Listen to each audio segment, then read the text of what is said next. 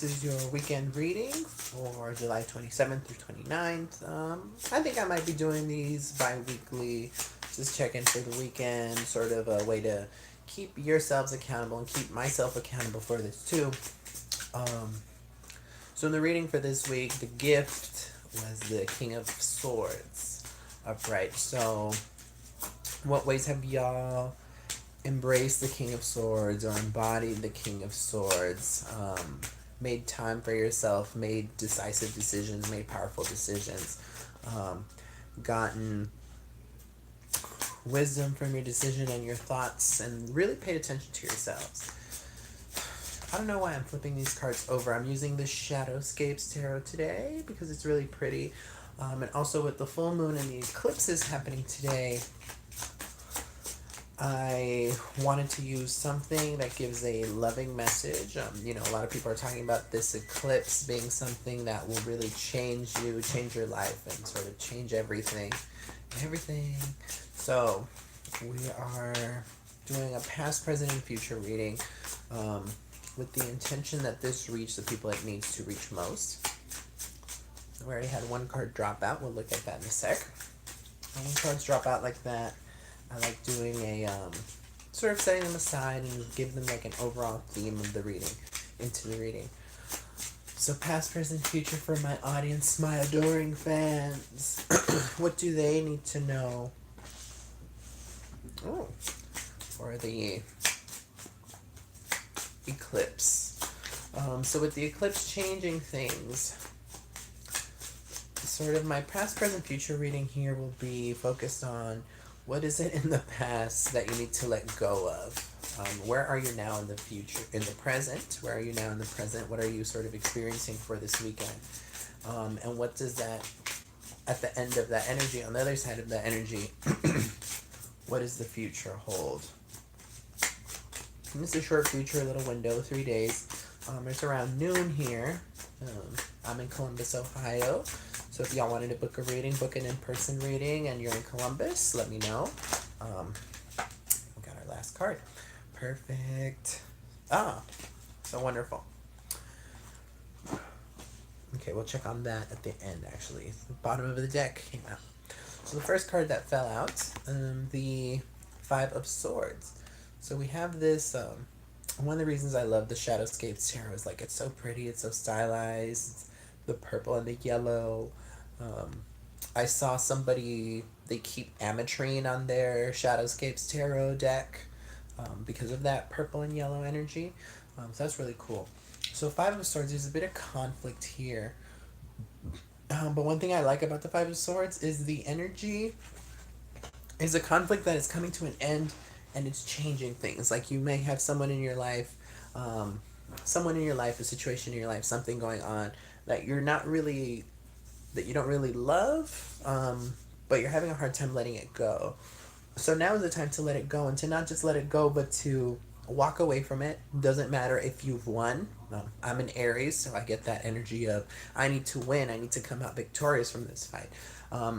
You're just fighting over nothing, and you're wasting your energy on it. So time to walk away from it. Lay your sword down.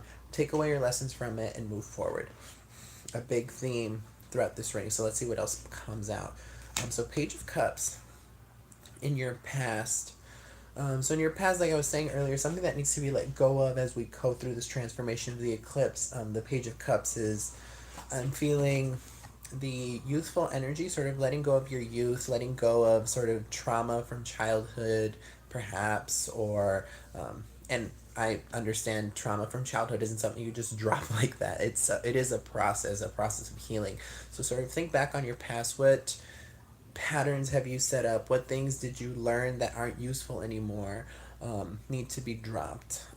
These are feelings, so you're like a cups feelings. You are emotionally attached to these things, to these patterns, even these people.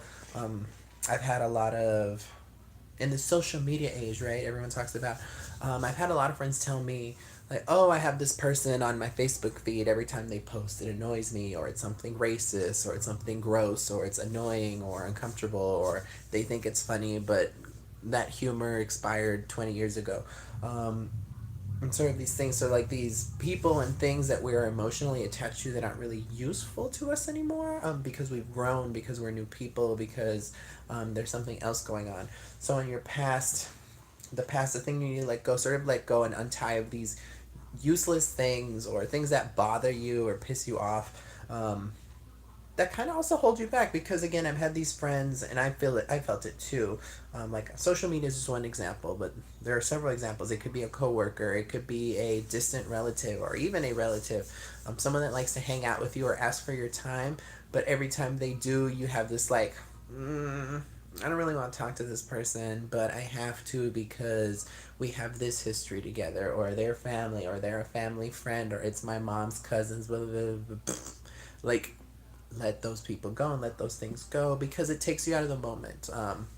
My experience, I've had, I'll be going down my social media feed and I'll be having a good time, seeing cool things, fun things, and then I'll see someone post something.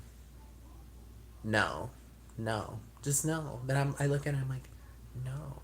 And then I look at I'm like, who posted this? And I'm like, oh, this is a person I'm friends with because we went to high school together and they still live in Texas. And I live in Ohio now, so I'm never going to see them again. I don't care about them or what they're doing, what they're up to. So I just started unfriending people, started letting go. And it's, you don't have to be as drastic with that. However, I think right now this energy, since we are again in eclipse and things are changing and things are asking us to let go of things, some people I've even been reading and seeing are saying that the eclipse is going to rip them away.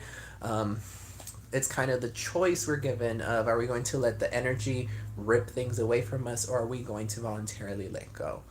um, so, very appropriate, because in the present moment, we are the Tower card. I love this Tower card, the yellow and the purple. Ugh, so pretty. Shadowscapes Tarot again, if y'all are wondering. That's how I found my tarot decks, watching other people do readings and then being like, oh, that deck is so pretty, I want it. So I always like to name the decks I'm working with. Um, so the Tower energy in the present, and I feel like I'm kind of feeling it right now. Today I've been kind of tired. I went out and did some stuff. I ran, I exercised, I been meditating and watching stuff on the TV, whatever.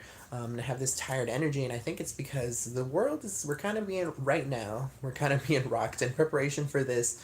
A lot of people saying there's a lot of things going on in the sky. There's Mars in retrograde, the full moon is happening, the eclipse is happening. So really, our worlds are being rocked right now. The tower is being knocked down. And one thing I love about the tower card is that it has that energy of, the tower is being knocked down so that something else can be rebuilt. So going back to the energy in the past, we need to let go of these people and things, situations, ideas that don't serve us anymore, because they're done. They're being burned down, they're being knocked down, so that we can make new habits, make new friends, meet new lovers, meet new people, have new ideas that serve us better and that serve us better moving forward into this life that we're heading into. So that's sort of our present moment, and I might do this later and take the tower card out and do a little meditation with it and see what, sort of think about what is it that I would like to be burnt down. Again, sort of that volunteering to do it, voluntarily tearing the tower down instead of having it be struck by lightning and catching you by surprise. Um, Sort of, because I believe the power tarot is a way for us to get our power back, to sort of be warned of things that can happen or that could happen. Or the way I like to use it is, a lot of people ask me like, will I get this job in the future? I'm like, yes, of course. Like, well, not of course, but like, or sometimes it's like, do I have a chance at getting this job? I'm like, of course you have a chance at it. But if we can use a tarot and ask for advice, what can I do to help this outcome come to me the way I would like it to? Or what can I do to improve my chances at this? What can I do to get ahead of this tower, or to start dismantling a tower myself, so that when lightning strikes, it just falls down? Strategically, it comes down instead of exploding or toppling over and ruining other things in my life. So sort of keeping that energy in mind, or those things in mind. So in the future, we have what is this? Eight of Cups. Eight of Cups. I'm seeing like a deep dive, like mermaid here, really emotional. Traditionally, the Eight of Cups sort of shows someone walking into a cave. And it's kind of a bit of an emotional journey and emotional letting go. Again, more of that meaning of going deep into the cave, as sort of a ritual or a sacrifice, and then coming out as someone new, as something new. Um, the eight also came to mind. I've heard the perspective that eight is 4 times 2.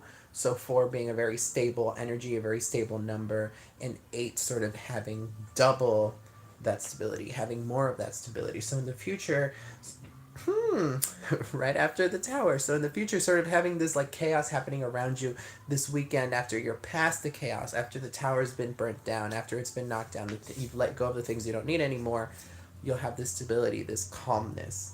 But I believe it's also asking you to sort of look deep inside and sort through the things that you did decide to keep, sort of sort through them and see, again, keep digging some more. I decided to keep this for this reason. Is that still useful for me going forward? Is that still powerful? Is that in alignment with my goals? And again, it's not a super long process, a super long thing. It could be just as simple as taking the trash out from your apartment and being like, this is literally a pile of garbage. Let me get it out of my house before during this weekend, just at some point during the weekend, throw things out, get rid of stuff, throw out old stuff, do an emotional thing, like what is holding me back, what are the things that scare me, what are the things that worry me, and how can I sort of sift those out and get rid of them. So just kind of like a cleansing, kind of chill and self-care kind of weekend is what I'm feeling here. Because at the bottom of the deck, we have death. Again, I love death cards, and I think I've been wanting to make a video about death cards, so I may do that some other time, and it definitely feature this one. So death card here in the Shadowscapes Tarot shows a phoenix, and you'll see the parent phoenix up here, and the like little baby phoenix, I think is like down here or something. Yeah, and that little golden orb.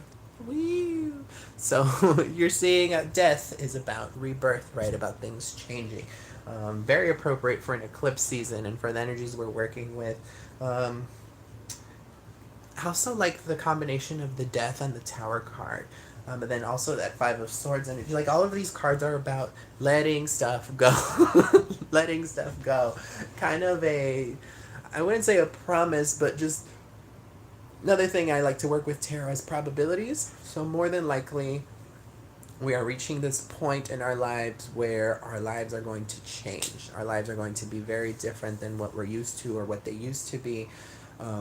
So go with that energy. One thing I've read and heard a lot about the death card and the death card's energy is you can resist it all you want, but one of the reasons it's called death is that death is inevitable. All people, all humans, all living things eventually die, and they must die in order for something new to be reborn, in order for things to change, in order for new ideas to take their place. So sort of keep that in mind as if you're feeling frustrated, trying to make things keep working the way they used to work. Not anymore. Not anymore. It's kind of what it's saying. So go with that energy, let stuff go, and just be ready and willing to let go of the things that bug you. I mean, we all try to dodge death. We all try to live things as long as we can, and we all try to keep the tower from falling apart, right? I think it's just an instinct of ours. I think sort of look at it as I'm letting stuff go that doesn't matter. That doesn't mean anything. That's just taking up space. That's keeping me from getting and having space for the people, things, ideas that I truly love and that I would prefer to have in my life. So look at it that way. And yeah, I hope this reading was useful to you. I'm like playing with my earrings. I got these yesterday. They're little amethysts. Yeah, so if you like my readings, please like, share, and subscribe. And book a reading, fiercequeentarot@gmail.com, or you can follow me on Instagram. I highly recommend you follow on Instagram because I post the cards there. And I post some other stuff here and there because it's easier to post to Instagram than to YouTube. Yeah, Fierce Queen of Wands Tarot. And I look forward to working with y'all. And let me know how your eclipse season goes. Comment below. So thank you. Bye.